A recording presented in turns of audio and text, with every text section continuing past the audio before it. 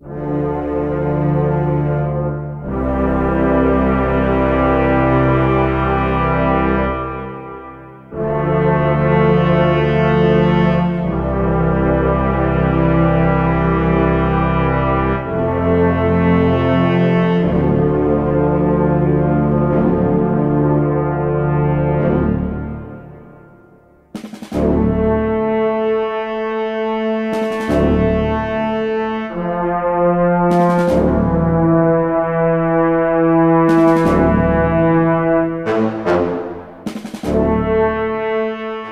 fait, c'est très simple, je reçois un synopsis, j'en parle avec le réalisateur, voilà, en l'occurrence c'est Philippe, donc on se connaît très bien, il sait très bien pourquoi on travaille ensemble.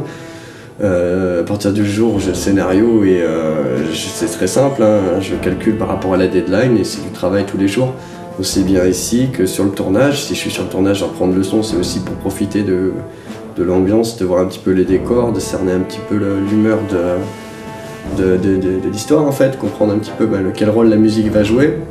Comme je dis souvent, j'expliquais souvent aux collègues qui, comme tu précisais, sont pas forcément des professionnels ou qui connaissent pas ce milieu, c'est très simple, vous pouvez avoir la meilleure qualité de photographie, vous pouvez avoir le meilleur scénario, vous pouvez avoir les meilleurs acteurs du monde, si la musique elle est pas adaptée, le film ne prend pas son ampleur.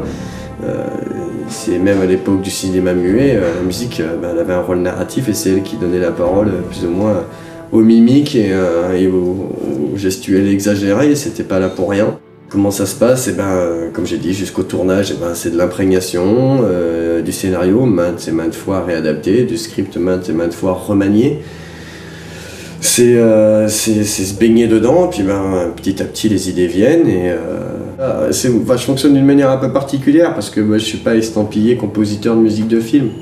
Je fais d'autres choses à côté, je chante dans un groupe de rock prog, à côté de ça je peux prendre ma guitare et faire des reprises d'autres artistes, je travaille dans la musique électronique. Mon vrai métier c'est ingénieur du son, mais plus dans ce qui est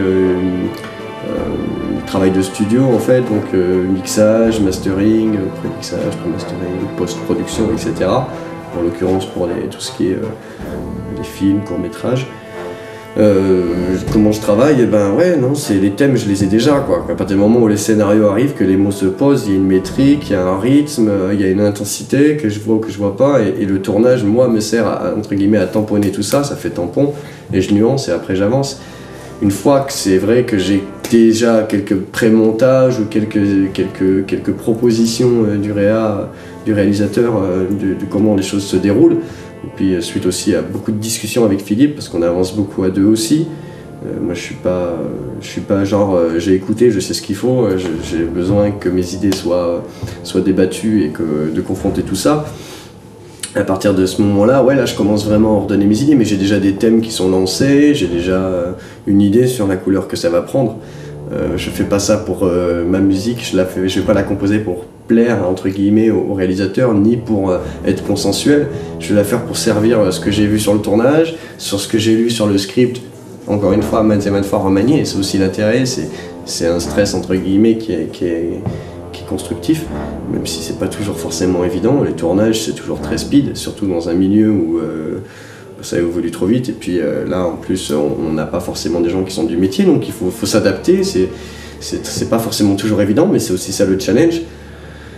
Et après les choses se posent, et plus ça va aller, plus ça va être orchestré, mais de toute façon pour avoir une musique de film aboutie, c'est sûr qu'il faut avoir des choses carrées, il faut avoir des plans bien montés, il faut avoir des mouvements, des rythmes métriques. Après, de toute façon, pour caler tout ça, il faut une chronométrie, il faut un montage. Mais les choses évoluent au fur et à mesure, c'est de la parallèle, hein, aussi bien qu'il monte son film comme une BD, les dialogues, il faut qu'ils aillent avec, quoi.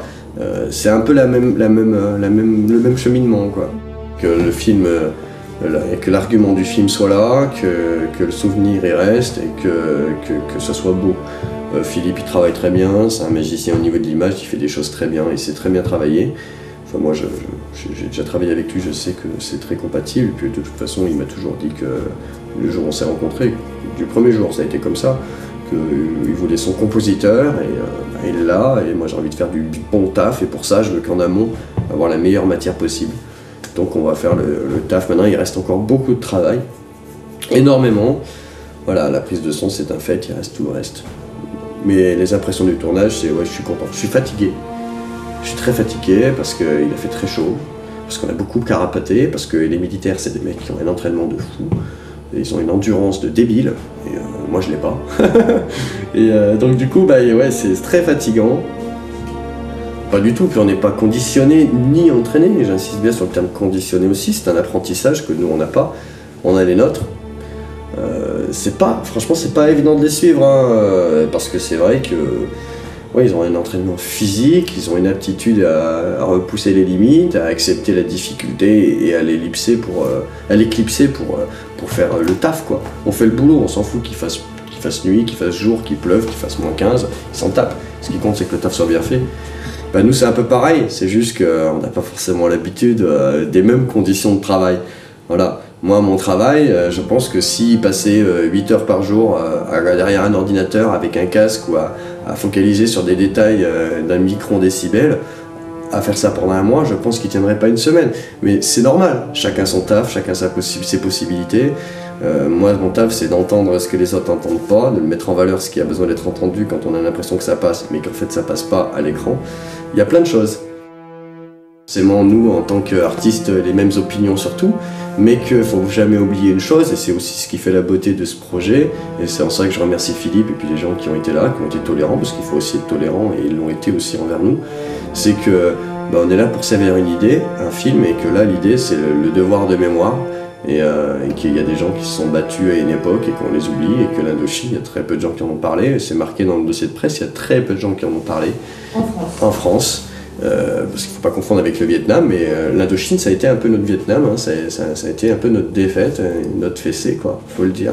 C'est malheureux, pour des raisons qui moi me dépassent, parce que je connais pas l'histoire assez bien, en tout cas Philippe a réussi à me convaincre, donc c'est pas pour rien. Moi je remercie vraiment Philippe parce qu'il m'a encore donné ma chance, et puis je sais que je vais lui faire une belle musique dessus, et qu'on a fait du bon taf, chacun a mis du sien. Il y a eu de la fatigue, il y a eu des nerfs, tout ça, ça fait partie du taf, et faut être plus fort que ça et servir l'idée. Et l'idée c'était ça, c'était le devoir de mémoire.